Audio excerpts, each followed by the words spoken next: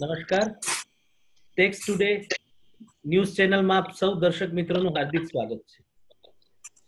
Tax today news બુલેટિનનો episode 1માં તમામ દર્શકોનું હું ફરી ભવ્ય પોપટ ટેક્સ ટુડેનો એડિટર આપનું સ્વાગત કરું છું.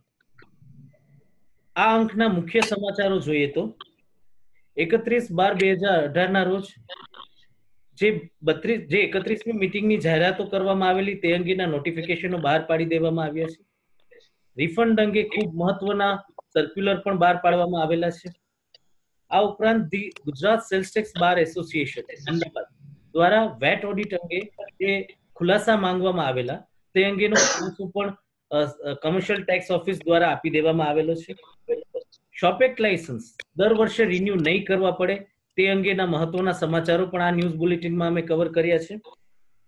પ્રધાનમંત્રીએ ખૂબ મહત્વની જાહેરાત કરેલી છે જીએસટી અંગે કે શક્ય છે કે જીએસટી ની મર્યાદાઓ વધારવામાં આવે. આ ન્યૂઝ બુલેટિનમાં અંગેના ન્યૂઝ પણ આપ જોઈ શકો છો. National action committee of GST professional જે અત્યારે દિલ્હીમાં પોતાના મુકામ કરીને બેઠા છે અને તેમના આગેવાનો અલગ અલગ મીટિંગો યોજી રહ્યા છે તે અંગેના ન્યૂઝ પણ આ બુલેટિનમાં અમે કવર કરી રહ્યા છે. અને last but not the least, Amreli સુવર્ણકાર એસોસિએશન દ્વારા સીબીડીટી અને જીએસટી કાઉન્સિલને જે રજૂઆત કરવામાં આવી છે તે અંગેના ન્યૂઝ પણ અમે કવર કરી રહ્યા છીએ. આજે આ ન્યૂઝ બુલેટિનમાં આપની સાથે છે અમારા પ્રેસ રિપોર્ટર લલિતભાઈ ગણાત્રા જેતપુરથી, નીરવભાઈ ઝીંઝુવાડિયા અમરેલીથી જે અમારા પ્રેસ રિપોર્ટર છે, અને હર્ષદ કુમાર ઓઝા મહેસાણાથી જે અમારા પ્રેસ રિપોર્ટર મહેસાણા ખાતે અને નોર્થ ગુજરાત ખાતે છે. તમામનું સ્વાગત છે. હું સૌ પ્રથમ વિનંતી કરીશ લલિતભાઈને અમારા પ્રેસ રિપોર્ટરને તેઓ પોતે નોટિફિકેશન અને સર્ક્યુલર વિશે થોડી માહિતી દર્શક મિત્રોને આપે. 31 ડિસેમ્બરે 13 થી 14 જેટલા નોટિફિકેશન બહાર પાડવામાં આવ્યા. છેલ્લી જે જીએસટી કાઉન્સિલની મીટિંગ હતી જેમાં જે નક્કી થયું હતું તે મુજબ એમાં આપણે મુખ્યત્વે જોઈએ તો પહેલું નોટિફિકેશન આવ્યું જે 3B નું આપણું રિટર્ન હતું જે 31 ડિસેમ્બર સુધી જ હતું. તેની મુદત વધારીને 31 માર્ચ કરવામાં આવી છે. જીએસટીઆર 9 ની પહેલાથી જ એકવાર મુદત વધારેલી હતી 31 માર્ચ, જેને ફરીથી વધારીને 30/6/19 સુધીનું નોટિફિકેશન બહાર પાડવામાં આવ્યું. 17/18 ની ક્રેડિટ જે આપણે સપ્ટેમ્બર 18 સુધી જ લઈ શકતા હતા તે હવે આપણે 31 માર્ચ સુધી ક્લેમ કરી શકીશું. 17/18 ની જૂની ક્રેડિટ. માઇગ્રેશનમાં જે બાકી રહી ગયા હતા તેને ફરી એક વખત ચાન્સ આપીને 28 ફેબ્રુઆરી સુધીમાં તેને બધી પ્રક્રિયા પૂરી કરવા માટેનું નોટિફિકેશન બહાર પાડવામાં આવ્યું.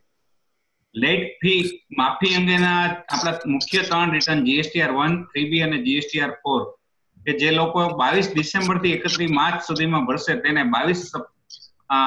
તેને સપ્ટેમ્બર 18 સુધીના રિટર્નની લેટ ફી માફીના નોટિફિકેશન 3 જાહેર કરવામાં આવ્યા છે. આ ઉપરાંત જોબ વર્ક માટે આઈટીસી 04 જેની મુદત 31/12/18 હતી તેને વધારીને 31/3/19 કરવામાં આવી છે. તે ઉપરાંત અમુક નોટિફિકેશનો માઇગ્રેશનમાં જે લોકો બાકી હતા ને એને હવે રિટર્ન ભરવાના છે એની પણ લેટ ફી માર્ચ સુધી માફી થાય એવા નોટિફિકેશનો બહાર પાડવામાં આવે છે. તે ઉપરાંત સર્ક્યુલર બહાર પાડવામાં આવેલા છે. એમાં આપણે એક મુખ્ય સર્ક્યુલર જોઈએ તો રિફંડ અંગેનો છે. રિફંડની પ્રક્રિયા વધુ સરળીકરણ કરવાના હેતુથી જે ફિઝિકલ કોપી આપણે ઓનલાઈન રિફંડ RFD 01 ભર્યા પછી ફિઝિકલ કોપી ઓફિસમાં ડોક્યુમેન્ટ સાથે રજૂ કરતા હતા તે હવે ફરી તે ઓનલાઈન જ આપણે ડોક્યુમેન્ટ અપલોડ કરી શકીશું અને એની જે ARN આવે એ જ ફક્ત ઓફિસમાં રજૂ કરવાની છે. આ સાથે ફિઝિકલ જૂનો મોડ પણ ચાલુ રાખવામાં આવેલો છે એટલે બંને રીતે આપણે કરી શકીશું. આ ARN સબમિટ કરવાનો 15 દિવસનો ટાઈમ પિરિયડ એ લોકોએ નક્કી કરેલો છે આ circular. Thank you. Over to Bhavyabhai. હવે હું વિનંતી કરીશ નીરવભાઈને કે આપણા આજના જે ત્રીજા અને મહત્વના ન્યૂઝ છે કે ગુજરાત સેલ્સ ટેક્સ બાર એસોસિએશનની રજૂઆત અંગે જે સરકારશ્રી દ્વારા ખુલાસો કરવામાં આવ્યો છે. નીરવભાઈ જણાવો, આપ શું જણાવશો આપ દર્શકોને? ગુજરાત સેલ ટેક્સ બારે એક વાણિજ્ય વેરા ખાતાને એક પત્ર લખીને ખુલાસો પૂછ્યો હતો કે ક્યાં વેપારીને વેટ ઓડિટ કરવાનું છે, જેમાં વાણિજ્ય વેરા ખાતાએ તારીખ 28/12/2018 ના ખુલાસામાં જણાવ્યું છે કે જે વેપારીઓનું ટર્નઓવર 1 કરોડનું હોય, પીરિયડ છે 1/4/2017 થી 30/6/2017, જેનો કુલ ટર્નઓવર 1 કરોડનું હોય અને જેમાં વેરાપાત્ર ટર્નઓવર 20 લાખનું હોય તેઓને વેટ ઓડિટ કરવાનું રહેશે. આ ઉપરાંત જે વેપારીઓની ટેક્સ ક્રેડિટ 30/6/2017 ના રોજ 5 લાખથી વધુ કેરી ફોરવર્ડ હોય તેઓને પણ વેટ ઓડિટ કરવાનું રહેશે. Over to you Bhavyabhai. Thank you. Harshadbhai, હું તમને વિનંતી કરીશ, શોપેક્ટ અંગેના જે ન્યૂઝ આવ્યા છે જેનાથી ઘણા વેપારીઓને ફાયદો થઈ શકે એમ છે, આ અંગે જણાવશો આપણા દર્શકોને?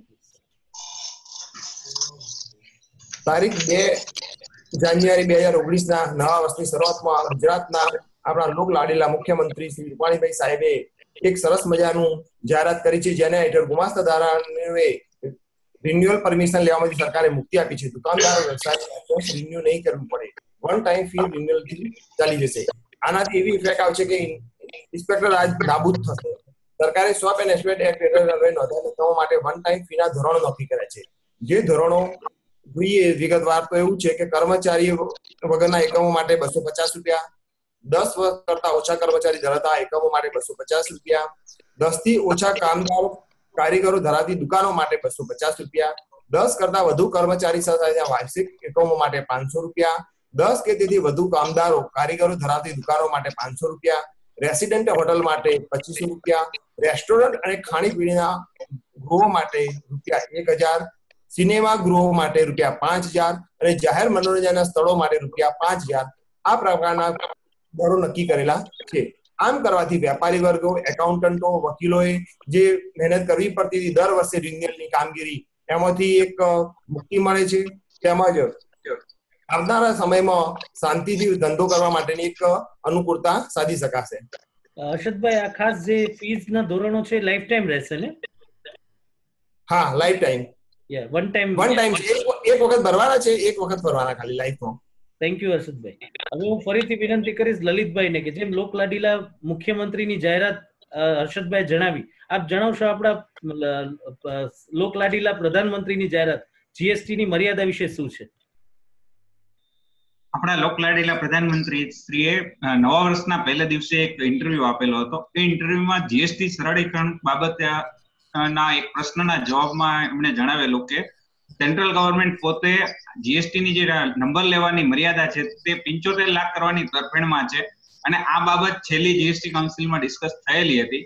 ત્યાં સર્વસંમતિ ન સધાતા આ બાબતને council of minister of council state ફાઇનાન્સની કમિટીને રિફર કરવામાં આવી છે, જેનો બની શકે કે એનો રિકમેન્ડેશન છે એ આવતી જીએસટી કાઉન્સિલ સુધીમાં આવી જાય અને આ ટર્નઓવરની મર્યાદા જે અત્યારે 20 લાખ છે તેમાં ફેરફાર કરવામાં આવે એવું અત્યારે દેખાઈ રહ્યું છે. લલિતભાઈ, 75 લાખની ટર્નઓવર લિમિટ્સ લગભગ આનાથી 4 ગણી લિમિટ્સ શક્ય છે? સરકારને રેવન્યુ લોસ જવાની શક્યતા ખૂબ વધી જાય.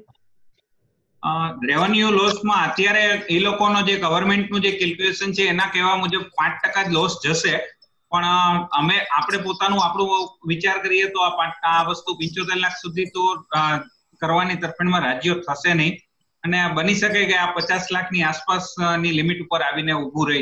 પણ હવે સાચો ફિગર તો આપણને જ્યારે નવી એનું રિકમેન્ડેશન આવી જાય અને જીએસટી કાઉન્સિલ ફાઇનલ કરે ત્યારે જાણવા મળશે. આભાર લલિતભાઈ.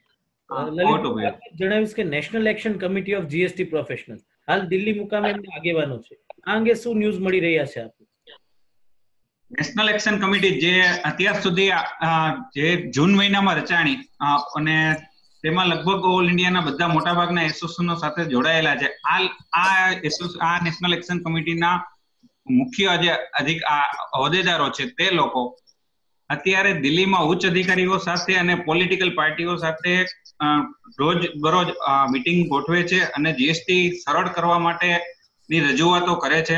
જેના અનુસંધાને આપણે જે છેલ્લી જીએસટી કાઉન્સિલમાં જોયું ત્યારે પણ અત્યારે જે આપણા પ્રશ્નો સોલ્વ થયા એમાં મોટાભાગની રજૂઆતો 7 થી 8 રજૂઆતો આ નેશનલ એક્શન કમિટી દ્વારા જ આપવામાં આવેલી હતી, જેનો જ સ્વીકાર આપણે જીએસટી કાઉન્સિલની છેલ્લી મિટિંગમાં ને એના અનુસંધાને નોટિફિકેશનો બહાર આવ્યા. એટલે હજી આ જે મહેનત કરે છે એના અનુસંધાને આપણે આવનાર જીએસટી કાઉન્સિલની મિટિંગમાં હજુ જીએસટીમાં આપણને સરળીકરણ જોવા મળશે એવું દેખાઈ રહ્યું છે. ખાસ કરીને લેટ ફી નો પ્રશ્ન જે દૂર થયો, આશા રાખીએ કે જે લોકોએ 22 ડિસેમ્બર પહેલા લેટ ફી ભરેલી છે તેમના અંગે પણ એનએસસી દ્વારા રજૂઆત કરવામાં આવશે.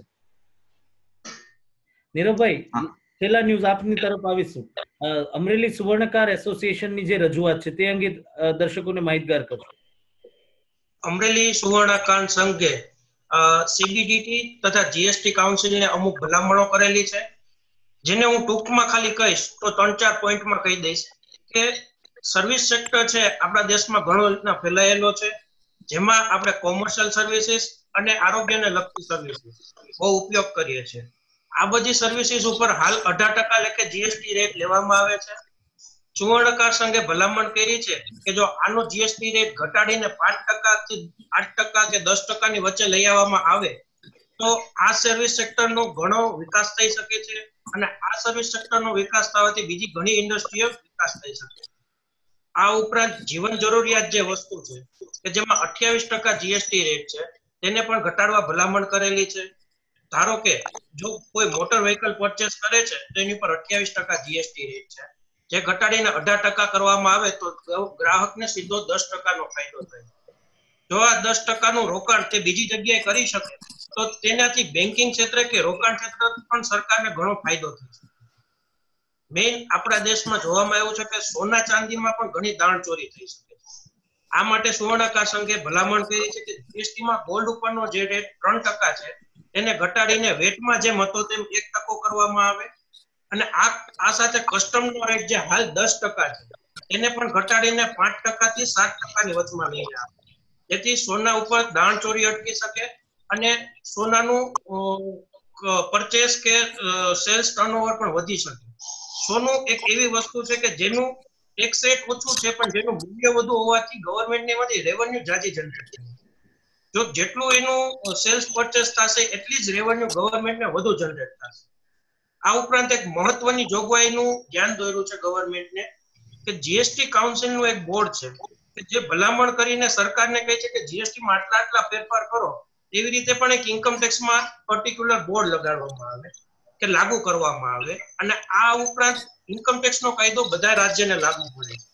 તો બધા રાજ્યના એક પ્રધાનને આમાં બોર્ડમાં સમાવેશ કરવામાં આવે અને તેના સૂચનો લેવામાં આવે. આ ઉપરાંત ગણાય છે પણ આ મહત્વના પોઈન્ટ છે જે મેં આ સાથે આપને આવી લીધા. ઓવર ટુ યુ ભવ્ય. આભાર નીરવભાઈ. નીરવભાઈ, આશા રાખીએ કે અમરેલી સુવર્ણકાર સંઘની માંગણીઓ બજેટમાં ધ્યાને લેવામાં આવે અને જીએસટી કાઉન્સિલ પણ આગામી મિટિંગોમાં એમની માંગણીઓ પર ધ્યાન આપે. હું મારા તમામ પ્રેસ રિપોર્ટર મિત્રોનો આભાર માનું છું કે ટૂંકા ગાળામાં તેમણે આ ન્યૂઝ કમ્પાઇલ કરી અને આપણા દર્શકો સુધી પહોંચાડ્યા છે. દર્શક મિત્રો, ટેક્સ ટુડે ટીમ વતી આપ સૌનો આભાર કે આપ રેગ્યુલરલી અમારા ન્યૂઝ બુલેટિન અને ન્યૂઝ વિડીયોઝ જોતા રહો છો. Thank you very much.